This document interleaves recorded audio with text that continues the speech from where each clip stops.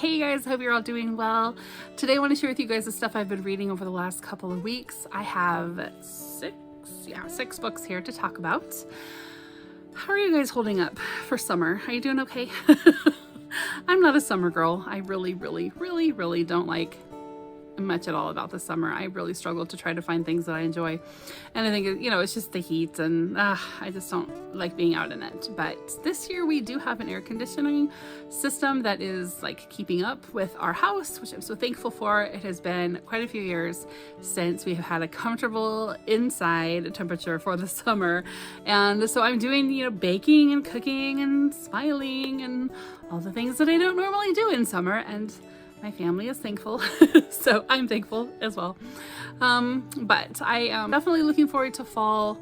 The summer does seem to be going by fairly quickly, and normally I don't want time to go by quickly, but I'm kind of okay with summer going by fast as long as the cooler months will go by slow. So trying to set ourselves up for that. But anyway, let's talk about the stuff I've been reading. So the first thing I finished since the last video was this. This is the Rushworth Family Plot by Claudia Gray. This is number 4 in the Mr. Darcy and Miss Tilney sort of mystery series. This author has taken Jane Austen's characters and written stories for them that take place a generation later. So for instance, in this series, Mr. Darcy is Darcy and Lizzie's son, Jonathan, and Miss Tilney is the daughter of Henry and Catherine Tilney from Northanger Abbey, and they're both, super late. She might be in her late teens, like 19. I'm not exactly sure, but they're both like under 25. They're just really young. And so they have been solving mysteries, not necessarily, intending to go out and be mystery solvers together, but they sort of end up being put in the same social situations, and then some kind of a crime happens, and they are the ones who end up solving it. So in the first couple, they just kind of randomly solved it, and everybody was like, wow. But in this one especially, they were, in the last one too maybe, they were actually called on by people to come and solve the crime. So they're known as the great crime solvers of the area, apparently. This one had to do with the characters of Mansfield Park, and I liked it okay. I will have to say there is kind of a side story that Jonathan and Juliet do have an attraction for one another, and the author is really dragging it out. She's dragging it out to the point where it's kind of becoming obvious she's trying to drag it out, and that I think is annoying me. Like, let's get the show on the road or something here. I don't know if she's trying to make like 6 books, like, to mirror Jane Austen's 6 major novels. I'm not really sure what is going on there, but I think that if she doesn't pick up the pace here in the next book, I'm probably gonna, I don't know. I can't say that I'll stop reading it, but I think little by little my love for this series is sort of growing cold because of that. And also just because it takes a long time for the mystery really to get set up as well. Like, you're talking 70, 80, 90 pages. That's pretty consistent for it to take until the actual crime happens, and that's just a long time. I don't know, they just, for what these books are, I feel like they should be moving quicker than they are. And that's not just me, that is kind of the consensus on Goodreads. But anyway, so much of these books are so well written and so interesting and fun to, just kind of go along with Jane's characters. I feel like the author has a good knowledge of the stories, the Jane Austen's stories, and is able to work in her own stories. I think one of the things I really struggle with, though, is I do not like how she has portrayed some of the characters at all, especially Lizzie and Darcy. She really makes them out to be snobs, and I don't think that that was the original intention in Pride and Prejudice. I don't think that Darcy was ever meant to be a snob. It wasn't really about snobbery for him. It was about propriety. It was what he felt was socially acceptable. So in a way that is snobby, but it's not just snobbery for snob's sake. Like, for who he was, that made sense to him. It was about propriety when it came to Lizzie, and it was about sincerity when it came to Jane and Bingley. I am of the camp that says that Jane did not give off the vibe to Bingley enough to make him think that she was interested. I totally feel like Darcy was justified in wondering, is she really all that into him? But in these books, especially this one, Darcy is really made out to be a snob. I mean, Jonathan and Juliet are kind of different classes, but so were Lizzie and Darcy, and that was like the whole point, right? And of Pride and Prejudice. So why would they make a big deal about Jonathan and Juliet being of different classes when they apparently have had a happy marriage all this time with no issues and having been from different societies themselves? I get the impression from Pride and Prejudice that neither one of them really cared too much at all about anyone's opinions by the end of the story. Why would they be so old and snobby in middle age? I feel like the author's gonna have to reconcile that for me. Like, I need to know what happened to turn them into these people. Otherwise, I don't think this author understands them at all. But moving on, just the crime itself, I wasn't too shocked about what happened. And who did what in the story. I think I was mostly shocked about motives. When it came right down to it, trying not to give spoilers, but when it came right down to it, the motive was really, you're mean and I'm disappointed in you. And if that's the case, like, I don't think that character, I don't think that's a good enough reason for that character to commit the crime that character committed.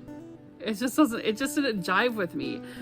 Very shortly in, I found myself ready to be done with this story, and that's not really normal. I usually generally put aside, the parts of these stories that annoy me and enjoy them, but this one I only gave 2 stars. I just really didn't like it, and I think it's because I was just expecting more, and it was just pretty much slow and boring with an unsatisfying ending. Sorry. But I'll be interested to hear what some of you guys have to say, because I know some of my other friends are reading it too. All right, next up I read Northanger Abbey by Jane Austen. This was the book that I knew I wanted to read for Jane Austen July. Out of the 6 main novels, this is the one that I wanted to read most of all.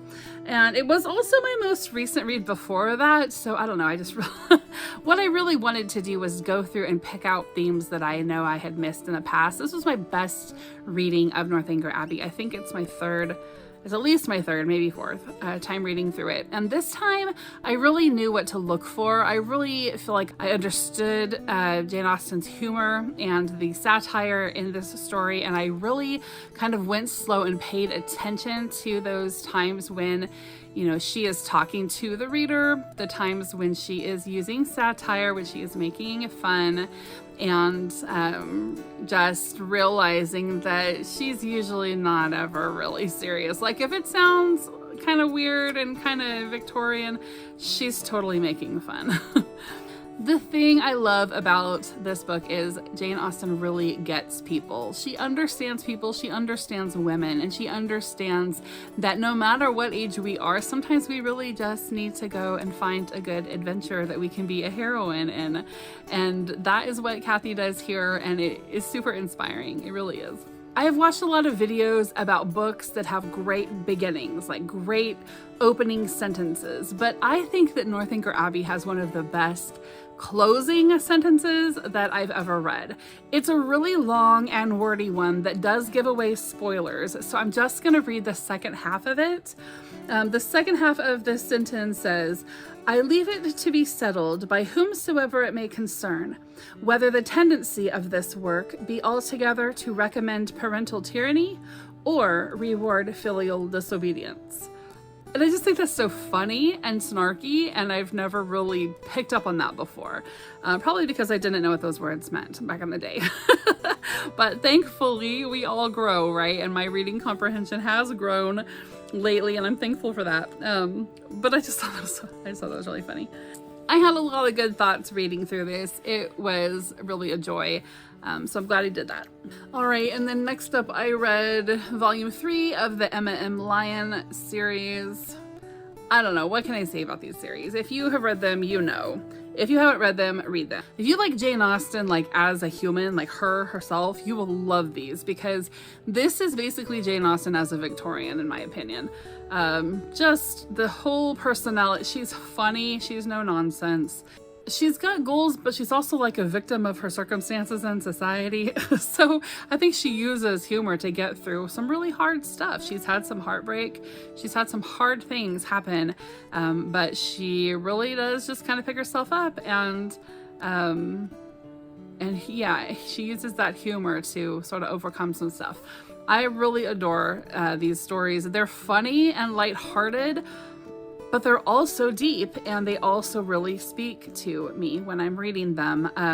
At one point she had talked about closing a door, and, you know, symbolic of things in her past or just recent things that were hard, and she was ready to move on now. And so she used the metaphor of closing a door, and I was like, yeah, like, I'm ready to close the door on some stuff too. And so, like, in my Goodreads I wrote, Emma M. Lyon is closing and opening doors, and I'm healing right along with her. And that's exactly what's happening. It's really, it's deep enough to like hit you and mean something, but it's also like funny and lighthearted enough that you literally sit down, and if you have a good couple of uninterrupted hours, you will fly through these. They really are unputdownable for sure. So I actually have volume 4 sitting on my floor. The Amazon order came today, and so I am gonna, as soon as I can tonight, get settled down and devour volume 4, and then probably turn around and order volume 5.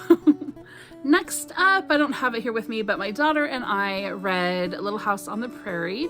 So, you know, I've read it multiple times with different kids and by myself and things. This was a really fun read to read with my 12-year-old daughter. She's my youngest, and most days we curl up on my bed before lunchtime, and she reads from her VeggieTales devotional to me, which she's read to me since she was old enough to read, and then I read to her from Little House on the Prairie. So we just finished that, and we had a lot of really good discussions. This is one that features a lot of talk about the Native Americans, and you know, whose land is it and who has the right to be here. And at one point Laura watches the Native Americans leave in a single file line. They're leaving the area.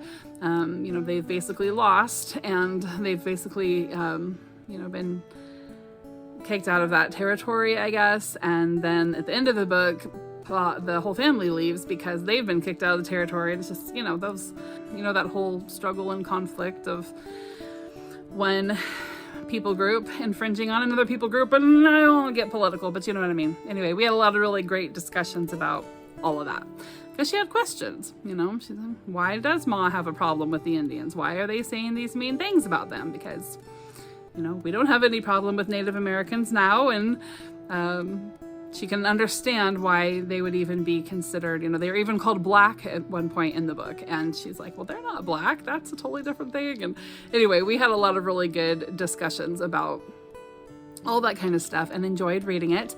So next up, we're reading, I think it's On the Banks of Plum Creek.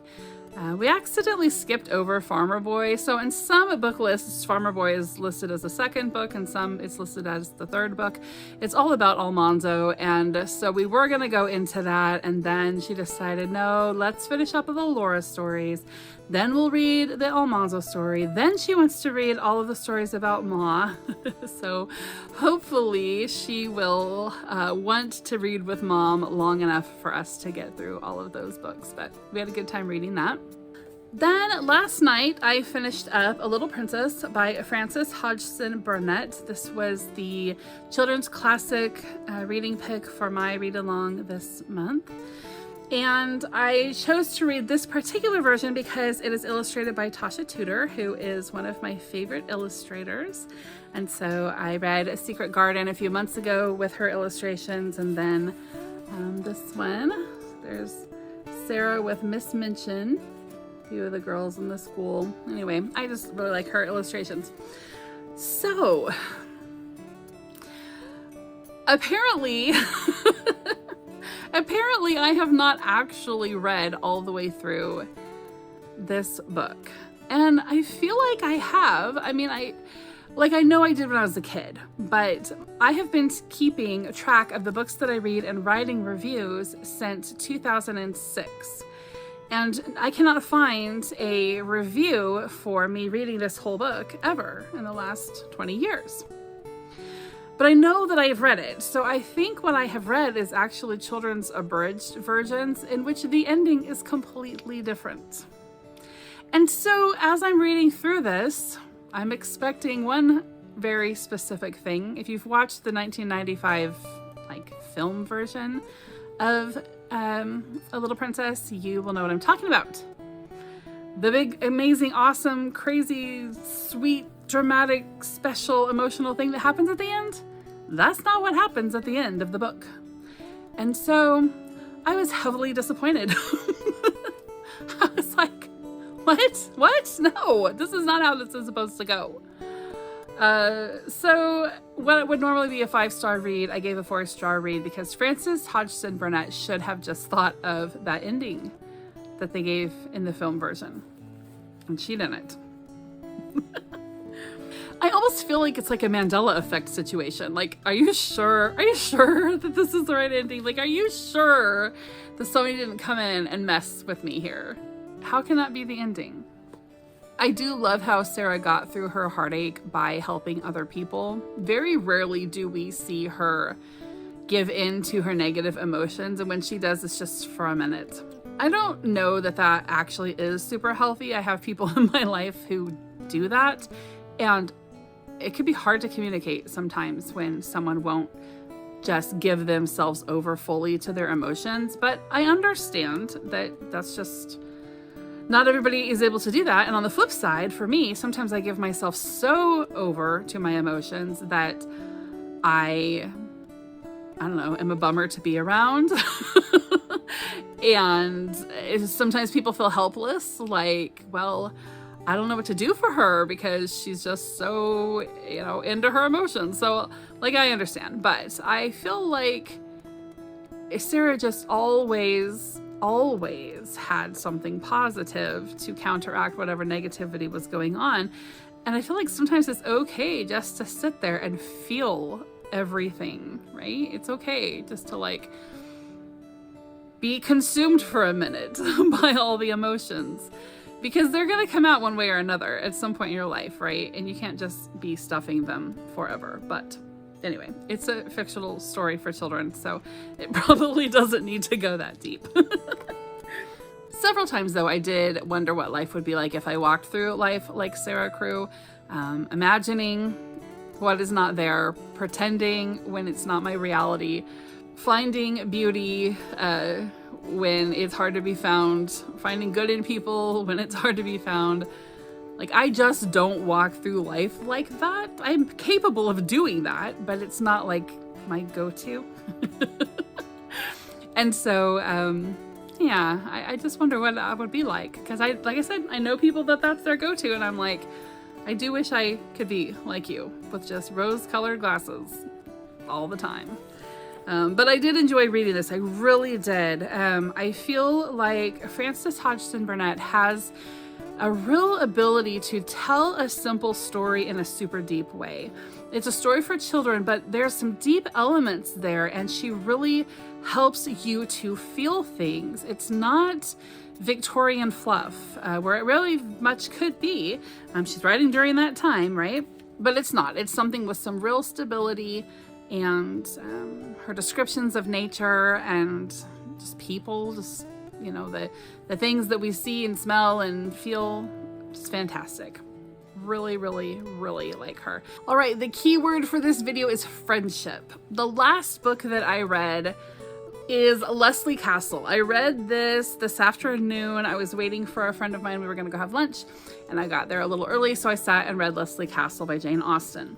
This is just a little volume because it's an unfinished book written in 10 letters. There's not really enough here to get a good grasp on where exactly Jane Austen wanted to go with this story. There's some sisters and some other characters and a whole lot of gossip and a whole lot of talk about things that would have been inappropriate for women to talk about. And it's just kind of, I don't know, they're silly. There's some really silly parts to these letters, outrageous things. that they say about each other or about others that people wouldn't really say, right? But it's just a big pile of Jane Austen's satire. She wrote this when she was about 16 years old, and it's just a whole bunch of, examples of her humor. One thing that I did think was kind of weird about this particular edition is they put so this story was originally published in one of Jane Austen's volumes of juvenilia, and in like the 1920s. So I think that would have been the second volume, was published in the 20s, I think. But in that volume, it was a collection of a bunch of her stories, and this was one of them that they put in there.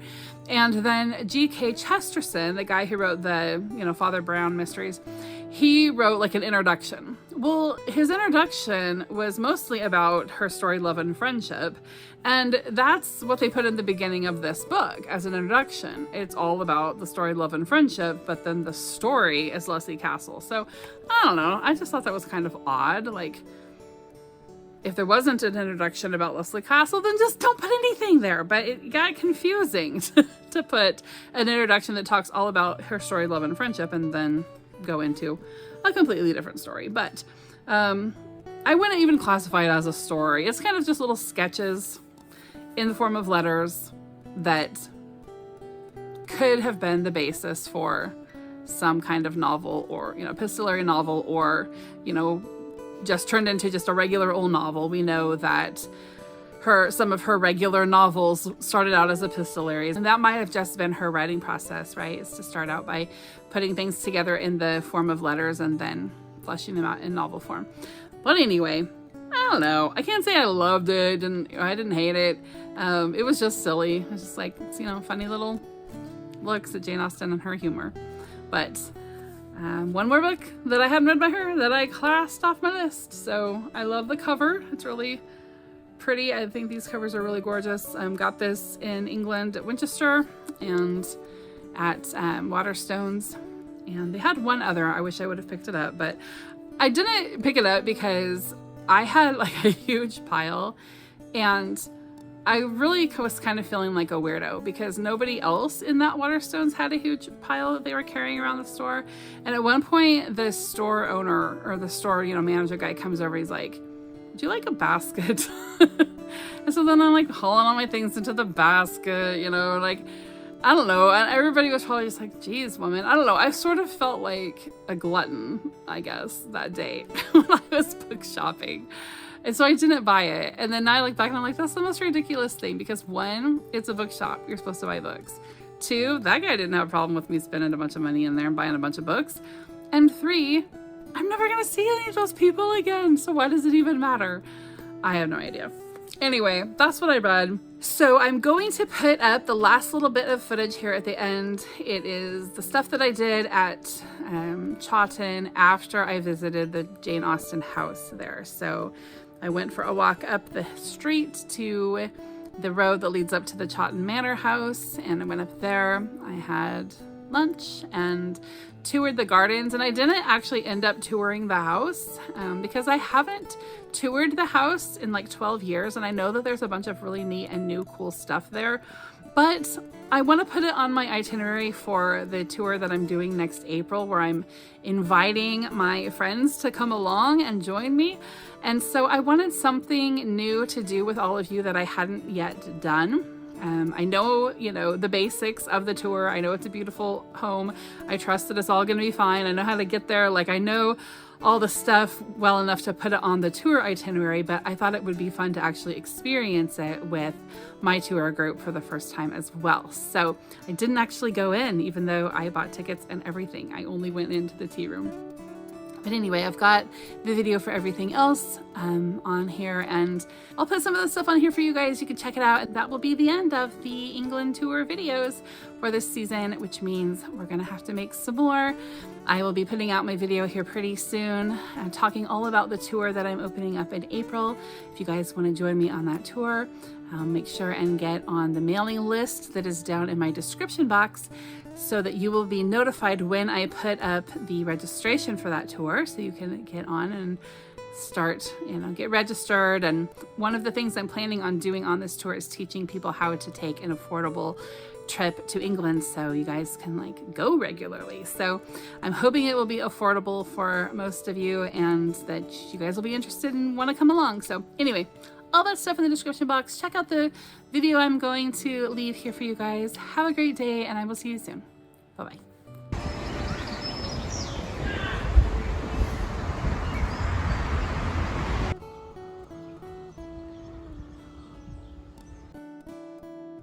Stopping on benches can sometimes be the equivalent of taking time to stop and smell the roses.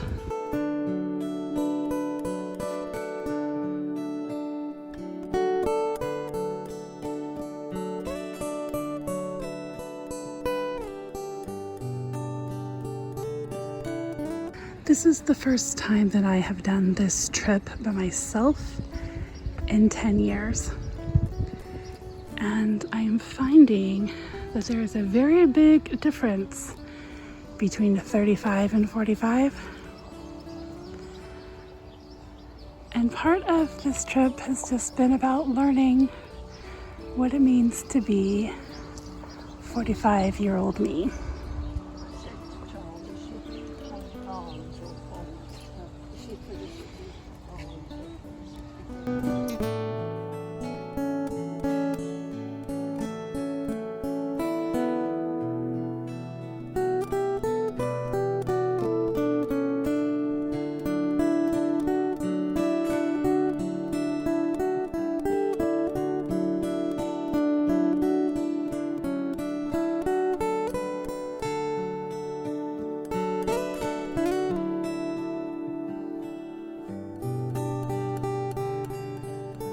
This church on the property is the site where the church would have stood in Jane Austen's time.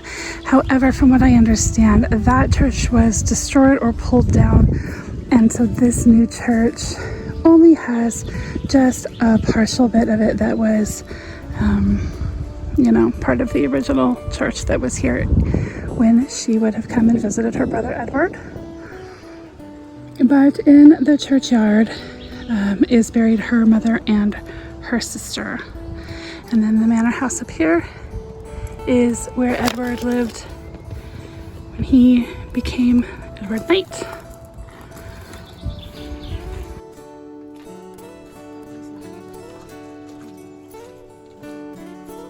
So yes, the original church was destroyed in a fire in 1871, except for just the chancel and sanctuary.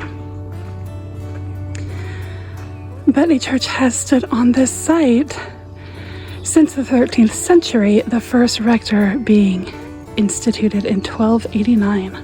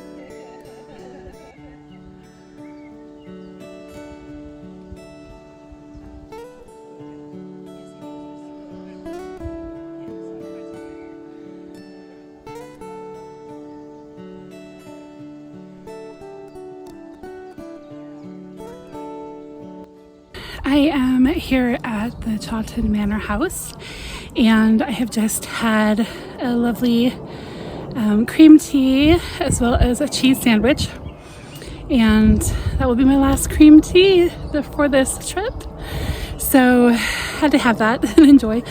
I'm getting ready to go into the walled part of the garden. Not a secret garden, but it could be. So when I go in here, I like to imagine that this is what Mary's garden looked like after the cleanup and the restoration, and after they had been bringing the garden back to life.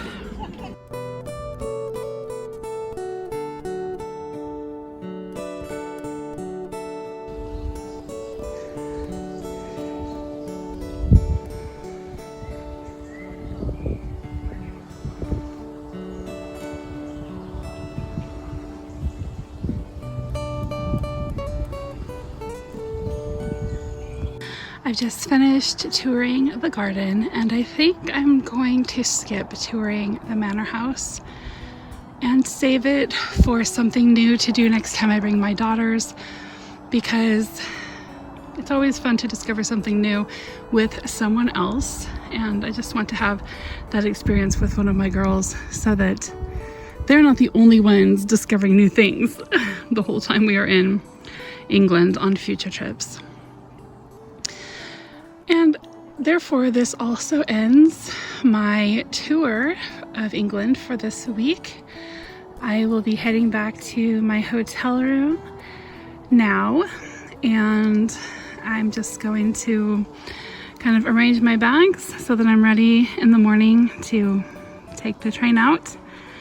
I go to London, and then I go home. So when I wake up in the morning, it will begin a very long and seemingly never-ending Wednesday, when, according to my itinerary, I leave here around 2 p.m. and get home around 5 p.m. But of course, there is a very big time change there. I, on purpose, did not film a lot in some of the sites that I visited, partly because I just think that that is something that is not super appropriate when these places are charging to try to keep the doors open, basically, for me to put the whole thing on YouTube so someone can come watch it for free. But also, I'm hoping to get everyone excited about taking a tour with me. I'm planning one for next spring, and there will be more details to come. So if you are not following and you're not subscribed here on this channel, make sure that you subscribe so that you don't miss my updates. And if you want to get on an email list so that you will be informed when I put out the tour registration, be sure and check out the description box. I have a link there, and all I need is just your name and your email address, and I will let you know when I have opened up the tour for registration. It's going to be a very small tour, but if I have a lot of interest, I may host, more than one for the year. So check that out if you're interested in coming to England and seeing some of the beautiful things that I've seen, and seeing a lot more of the beautiful things that I have not shown you.